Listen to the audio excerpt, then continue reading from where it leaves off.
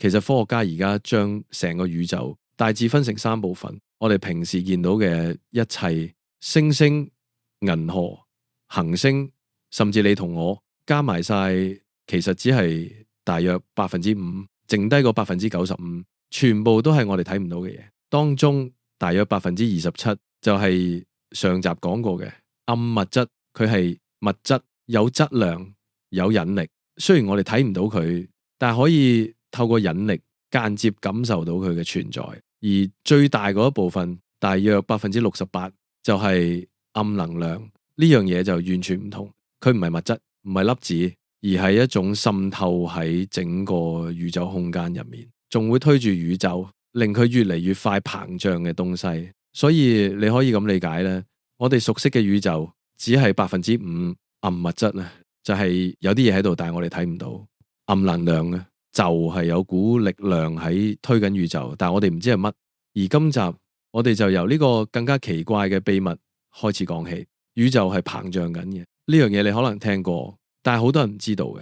宇宙嘅膨脹其實係越嚟越快。大爆炸之後，宇宙一直都喺度向外膨脹。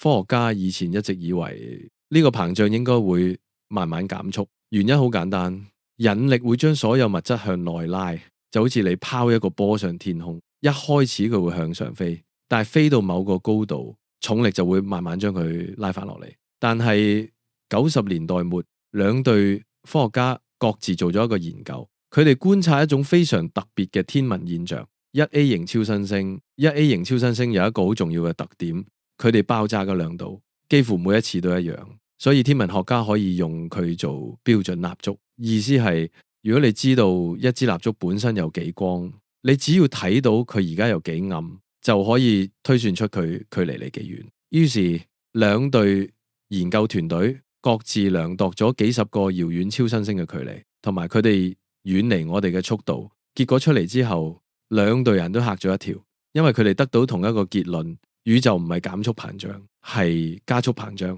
換句話講，宇宙唔係好似一個被拋上天空慢慢停落嚟嘅波，反而好似有某種力量不停推住佢，令佢越飛越快。咁到底係乜嘢力量可以對抗整個宇宙嘅引力？科學家為呢樣嘢起咗個名，暗能量。因為我哋完全唔知道佢係乜，只知道佢嘅效果。3位科學家 Saul Perlmutter、Brian Schmidt 同 Adam Riess 因為呢個發現獲得咗2011年嘅諾貝爾物理學獎。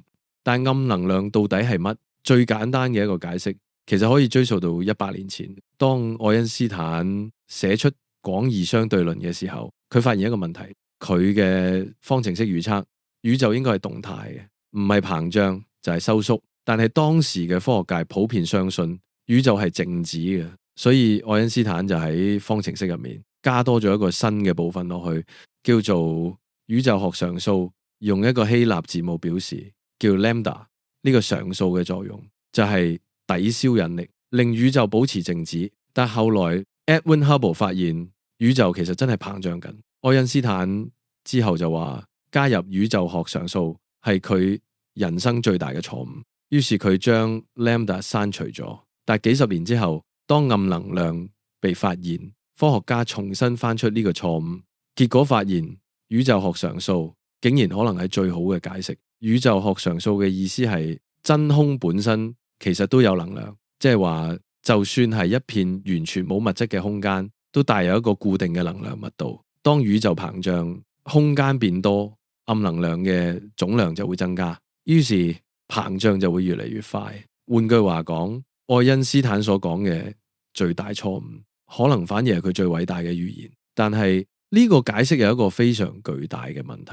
物理學家用量子力學計算出嚟嘅真空能量理論值，同天文觀測量到嘅暗能量差咗幾多？簡單講，係大到誇張，唔係10倍，唔係100倍，甚至唔係1億倍，而係10嘅120次方。呢個數字有幾誇張？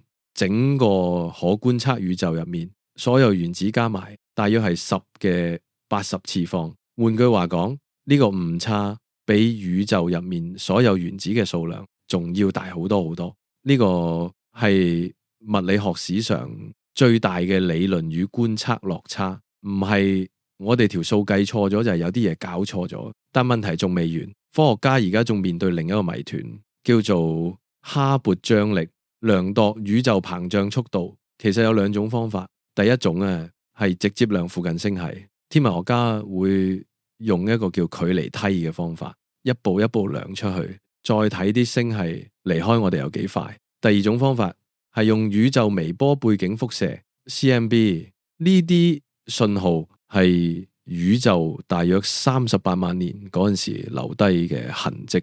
科學家可以用呢啲數據推算今日宇宙應該膨脹得幾快。問題係呢兩個方法得出嘅答案唔一樣，直接量度出嚟嘅膨脹速度比 CMB 推算出嚟嘅快咗大約8%到9%，兩個答案一直對唔齊。科學家用咗10幾年試圖揾出係咪邊一邊計錯，但係隨住數據越嚟越精細，差距反而冇縮小。而家呢個差距已經達到5個標準差。喺統計學上，呢個基本上代表唔太可能係巧合。有啲物理學家認為解決哈勃張力可能要重新理解暗能量，亦有人認為可能暗物質嘅性質比我哋想象中更加複雜。總之，標準宇宙學模型而家其實係四面受壓。喺2025年，一個叫 DESI 嘅實驗公布咗佢嘅最新結果。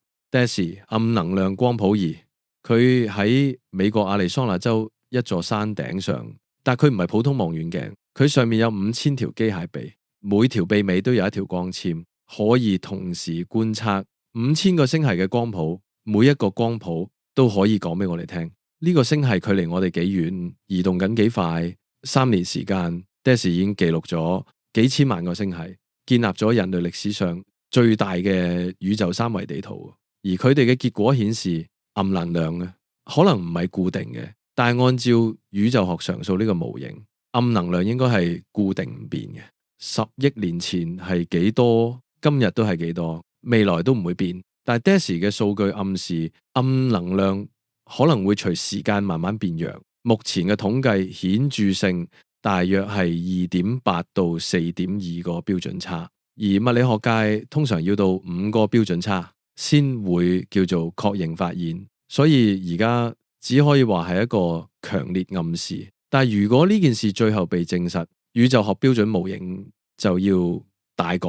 暗能量可能唔係常數，而係一個隨時間變化嘅動態場。另外一個新信號嚟自 James Webb Space Telescope， 簡稱 JWST， 詹姆斯韋伯太空望遠鏡。佢觀測到大量非常早期嘅星系，而且大到出奇。按照現有理論，宇宙喺嗰個時期應該仲太年輕，唔應該已經形成咁巨大嘅星系。有研究者提出解釋呢啲巨大嬰兒星系嘅理論，可能同時可以解釋哈勃張力，但係目前一切都仲係未知。最後一個問題，宇宙會點樣結束？暗能量嘅性質直接決定宇宙嘅結局。如果暗能量一直都唔變，宇宙就會一直加速膨脹，星系會越來越遠，遠到連光都追唔上。幾千億年之後，夜空可能會變得完全漆黑，唔係因為冇星，而係因為所有星都離我哋太遠，光就永遠都嚟唔到。宇宙會變得越嚟越冷，越嚟越暗，越嚟越孤寂。每個星系群都困喺自己嘅宇宙泡泡入面，再見唔到其他星系。呢個結局叫做熱寂。但如果 DESI 係啱嘅，暗能量其實係慢慢變弱呢，咁有一日引力可能會重新壓過暗能量，宇宙膨脹停止，然後掉頭開始收縮，整個宇宙由一個不斷變大嘅泡泡，慢慢變成一個越縮越細嘅泡泡，最後一切重新壓縮到極高溫、極高密度。呢個結局叫大崩塌 （Big Crunch）。有啲物理學家甚至猜測，大崩塌之後可能會觸發另一個大爆炸，宇宙可能係一個無盡循環。但係老實講，而家嘅數據仲未足夠。我哋其實生活喺一個95%都唔認識嘅宇宙入面，但係呢個唔係失敗，反而係宇宙教識我哋要謙虛。Tricky 提出暗物質，俾人笑咗40年。Vera Rubin 量咗幾十個星系，用咗20年之後，先慢慢變成大家都認同嘅睇法。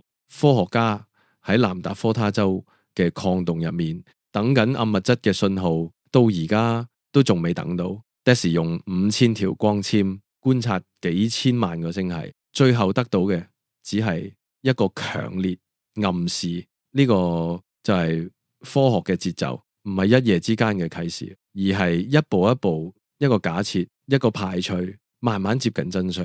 我哋唔知道暗物質係乜，我哋唔知道暗能量係乜，我哋唔知道宇宙最後會點。但係有一樣嘢我哋知道，我哋會繼續揾落去。未來幾年 Euclid 太空望遠鏡、Vera Rubin Observatory 同 Nancy Grace Roman 太空望遠鏡都會陸續投入運作，佢哋會帶嚟前所未有嘅宇宙數據。可能下一個重大線索就藏喺其中一份數據入面。我哋只係宇宙嘅5%，但我哋係會向宇宙問點解嘅嗰5%。多謝你睇到最後，下集見，拜拜。